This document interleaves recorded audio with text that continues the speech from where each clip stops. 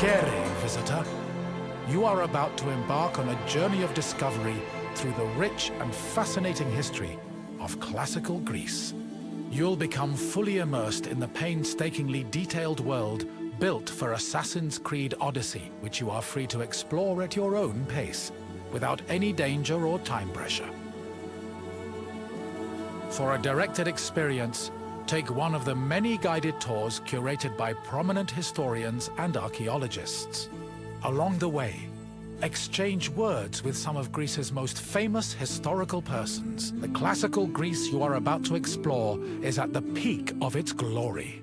This period is synonymous with grand accomplishments of the physical and the mental. Architectural marvels which still stand today dot its landscape, while towering achievements in philosophy, political systems, and art still influence our modern society in profound ways. We hope you become engrossed in the dazzling riches of ancient Greece and welcome you to your visit.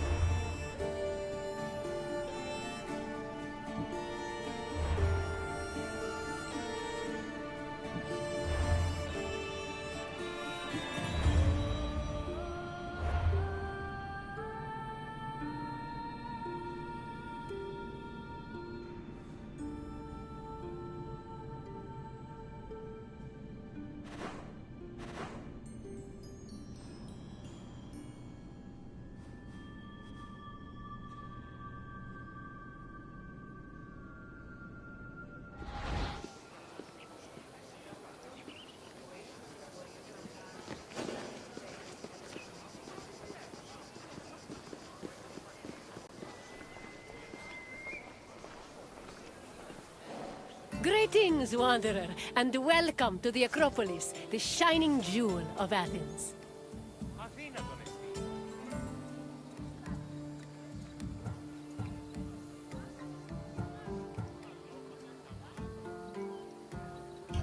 My name is Aspasia. Though I am not originally from Athens, I have climbed to the top of its social ladder using my wit and intellect. I've even earned the love of Pericles, one of the most powerful men in the city. The mind truly is a beautiful thing.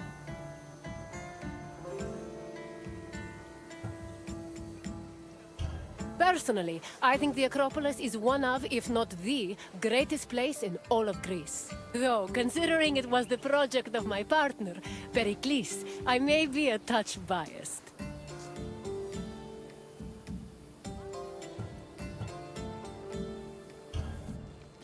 The Acropolis of Athens is a bastion of art and culture worthy of the gods themselves. Within this citadel, you will find many important sacred buildings, as well as some of the most magnificent art in all of Greece. You are in for a very enlightening visit. When you're done, come find me, and we can discuss the things you have seen. Farewell for now.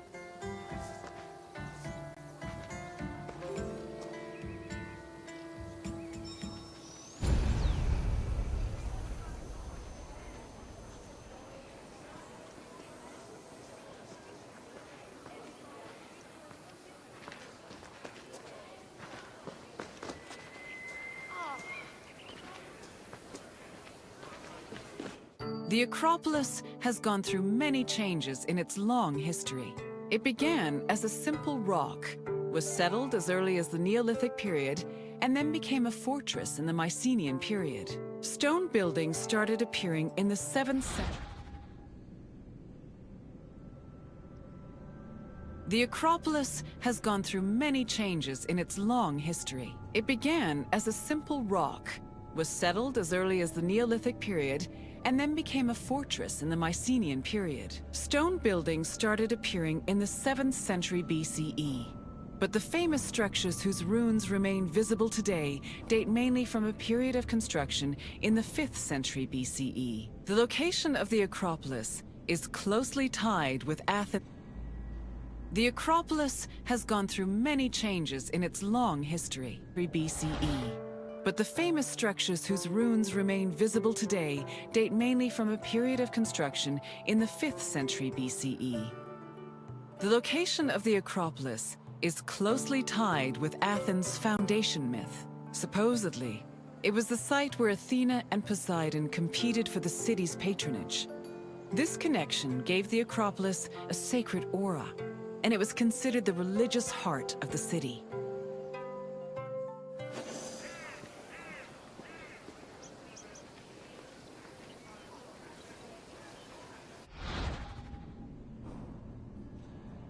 The Acropolis.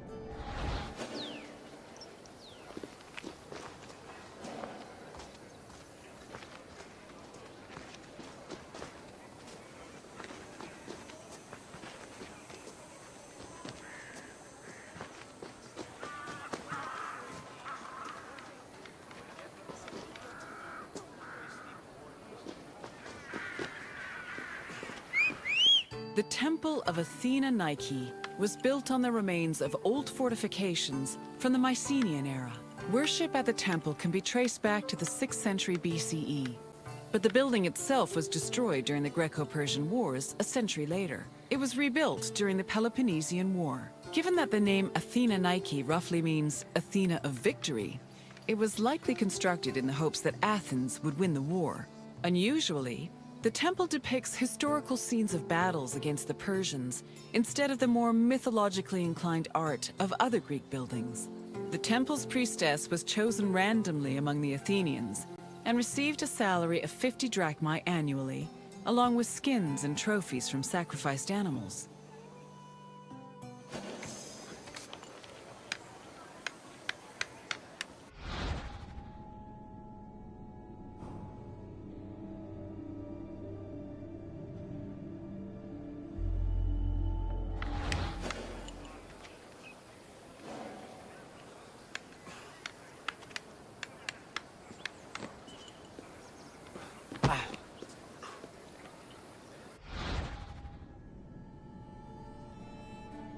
The Temple of Athena.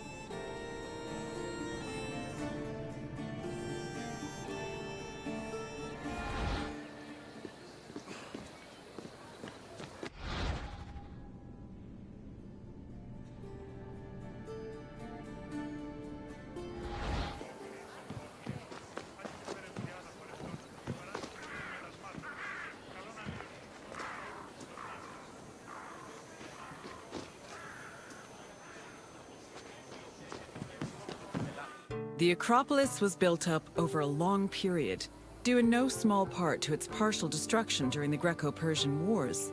It was in the 5th century BCE, though, that the Acropolis received its most significant improvements. This period was an extremely prosperous time for Athens, both financially and culturally.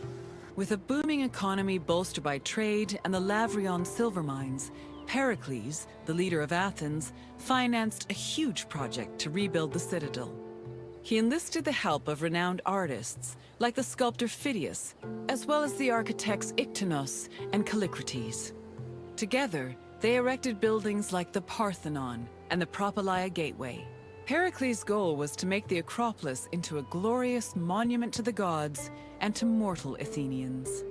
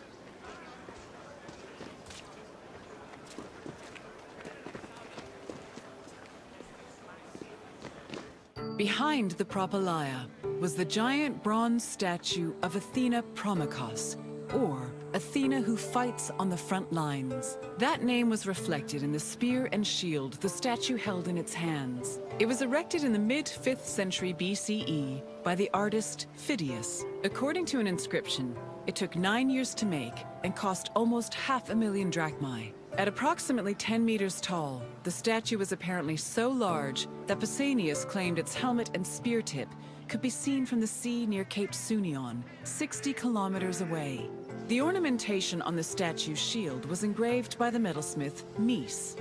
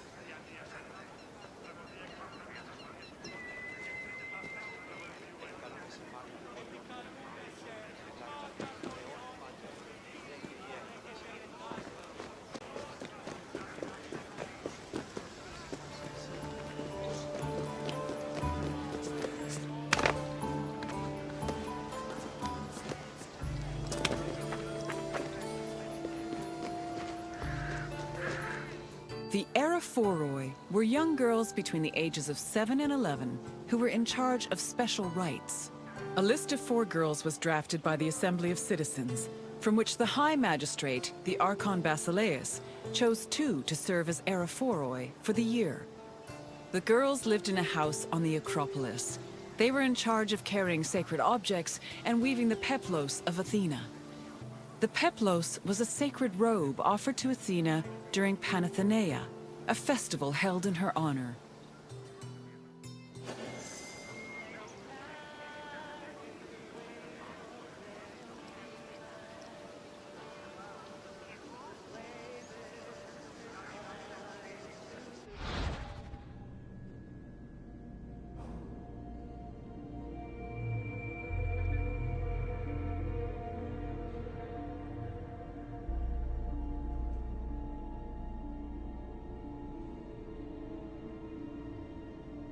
The Araphoroi were